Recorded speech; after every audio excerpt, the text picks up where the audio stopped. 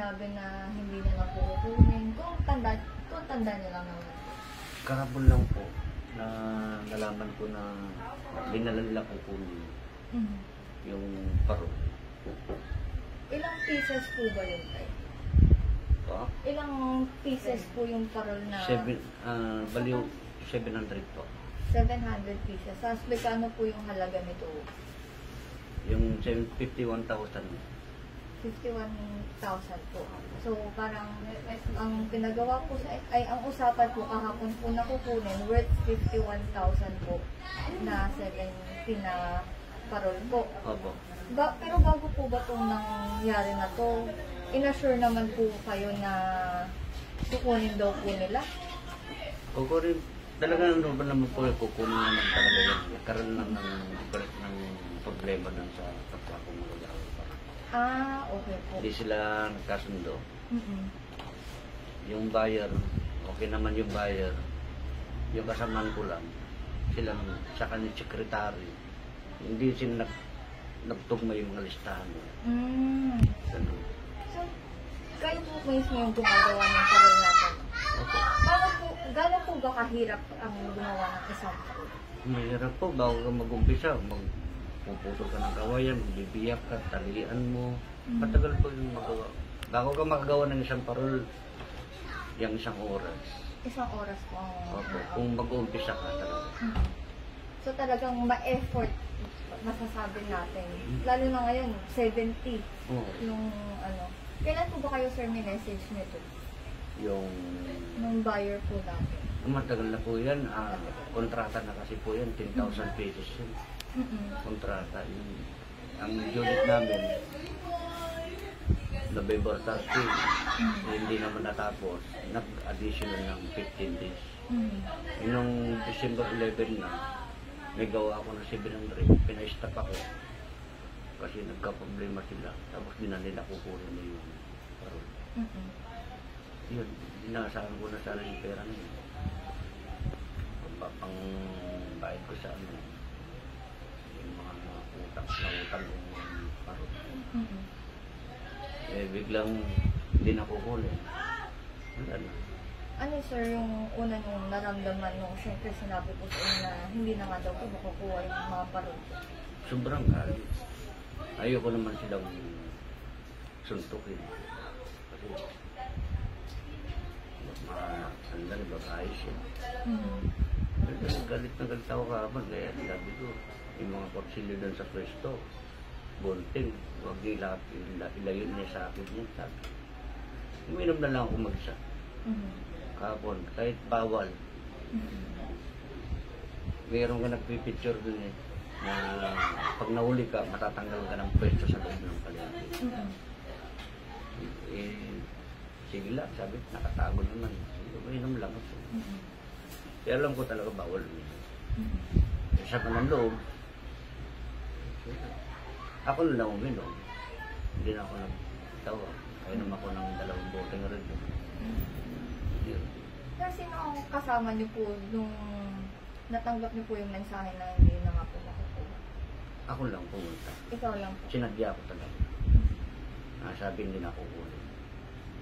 Gano'n. Kaya, ano ang pag-usapan di ba, ng barangay sila mga kahapon? Pinabarangay ako sila. Pero hindi na ako pumunta ng barangay.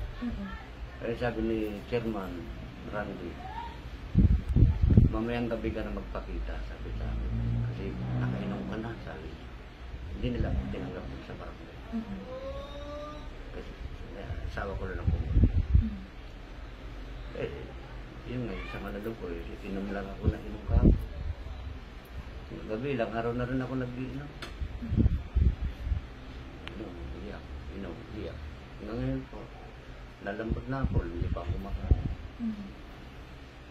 Kung hindi pa nakuha niyang Iskog Moreno yun, mag-inom naman, nagkapon naman ako inom ngayon. So yung pagkuha po ni Mayor Iskog Moreno nung parol, nagbigay po ba ito ng pag-asa po sa inyo? Oo po, Blessing sa akin, binayaran nila, kinuha lahat. Kasi kagabi pa, nahanap na ako ni dumating yung tao, nandun ako sa labas. Nabutan lang akong mahagulgul ako doon. Kasama ko bote. Nangaganda. Sabi ko, asawa ko, ginaganyan yung likod ko. Tama na yan, tama na yan. Eh, sabi ko nga, lagi kong binabanggit yan. Bukas, RIP na ako. Oo, hindi ako nagbibiro. RIP na ako bukas. Hindi ko na alam kung papakamatay o ano.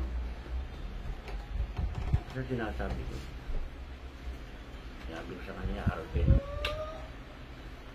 Eh, kagabi lang, pinunta na ako ni tao ni Mio. Ano po, ayan ako. Ba't pa ako magpapakamatay? Matulog na lang ako. Ayun. Ganun na.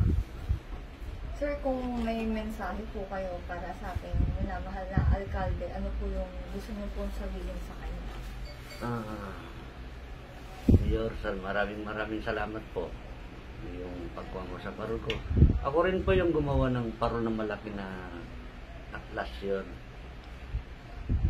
Yung malaki. Ako rin po gumawa. Kasama ko si Mentor. Maraming salamat po yun. Mabuhay. Sir, gaano ba kalaking yung naging epekto po sa inyo nung pagkuha po ng parol po talaga ng nung mga pinaghirapan niyo pong gawin na pa? Ganyan. Alos wala pa akong maano kanina. Wala akong maramdaman. Hindi ako makapaniwala na bigla na lang na kinukuha na lang yung parol ko. Hindi pa. Natutulan lang ako. Binabati nila ako sa center. Para naman lang ako ano. Wala lang, normal lang. Pero, iniisip ko, makukuha na yung parol. Masaya din. Masaya ako. Sir, saan niyo po ba gagamitin yung kinita niyo po dito sa paggawa po ng parol? Yung binayad ko ni Miro kanina, babayad ko rin po sa utang ko sa parol. Magkano po ba, sir, yung utang niyo po? 85,000. 85,000. Yun may 35,000 si Mama. Tapos binayaran ako ng 51,000 kanina. Halos sakto lang. Opo. Nung ibabayad namin. Halos wala. Ang tubo ko yan, mga naiwan. Sa manang loob, yun ang mga tinubo ko. Ang hirap. Ngayon ako na naranasan ko ng ganito. Dati, kung pag-nitsubay na, sobra-sobra. Yung mga nadadagdagan ko pa yung mga sahod ng mga tao. Mayroon pa kami Christmas party, nagpapaano pa ako doon sa Lugnan Center. Ngayon hindi na. Wala na, hindi pa pala ako. Marami pa akong mabayaran. Ticket ko doon sa pwesto, sa kuryente. 12,000, saka 8,000 pala yung kuryente ko. Yun. Hindi ko lang bayaran. Yung frame ko, bagsak na. Hindi na rin gumagana. Saan na magtatrabaho nito? Sir, kamusta po kaya ang magiging Pasko niyo po ngayon? Lalo na po next week na po yung darating na Noche-Buena po. Ano po mga iniisip niyo pong magiging handa? Ay, sa akin, masaya na ako kasi dumating na yung bunso ko. Kahit wala na kaming handa. Masaya na ako kasi kanila lang dumating yan. Alos siyam na po siya sa probinsya. Kasi hindi nga namin makuha. Ano siya, lockdown, di ba? Okay. Wala naman kami sakyan na kukunin siya. Nakiride lang siya kanina nung pumunta dito. Sa ipag. Kasi susundo nila yung pamangkin ko. Na nandyan sa Makati. Uwi ng Tarlac. Isinabay na lang. Ano lang. Kinuha nila. Hindi lang, okay na sa amin. Mayroon nung ano yun, may pagkain na konti. Basta kasama kompleto ko. Hindi na. Sir, gaano po ba ka-importante sa inyo ang pamilya niyo? Sobra. Mahal ko na kayo.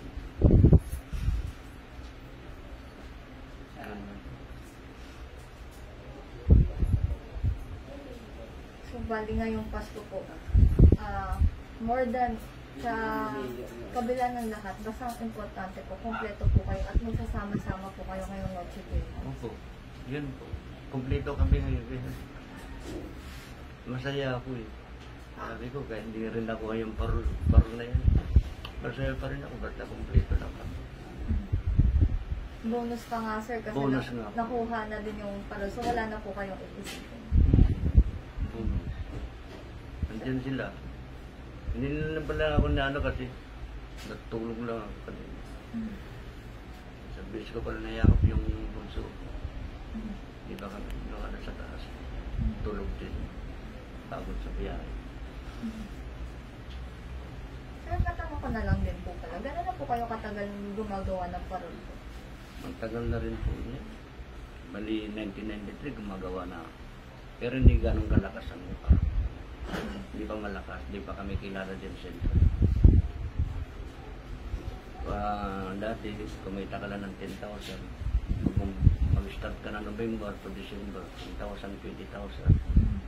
Meron po taon-taon. Hanggang sa lumakas, dumami kami. Yan. Magandang negosyo natin yan. Ano? Last year, kumita rin po ako. Kumita ko ng 150 pero sa loob ng 3 buwan ito. Yan, nagpapatay ako ng bahay sa probinsya. Saan po ba sir ang probinsya? Tarlac po. Sa Tarlac po. Ayun, wala. Balita. Maano pa. Kakautang pa. Sir, siguro pang huling tanong na din po. Ano po yung gusto niyo pong mensahe sa ating mga kapwa-batang Maynila po na nawawalan po ng pag-asa o dumadaan sa mga pagsubok po ngayong darating na Kapasko? Lahat po maano na. Basta gumawa lang kayo ng mabuti. Yung mga ano dyan. Huwag na kayo gumawa ng masama. Ganun na. Tatay Maxi? Oo. Wala akong maano. Ay, ang gusto mo yun. Ibigay? Parang gaya nga po na lagi yung sinasabi Ito, ni Mayor, kapit lang. Dadating at may awa ang Diyos. Makakaraos din po tayo lagi sa problema. Ano po? Ganun. Basta huwag ka lang gumawa ng masama. Mabuti lang ganun. Sige po sir. Thank you po.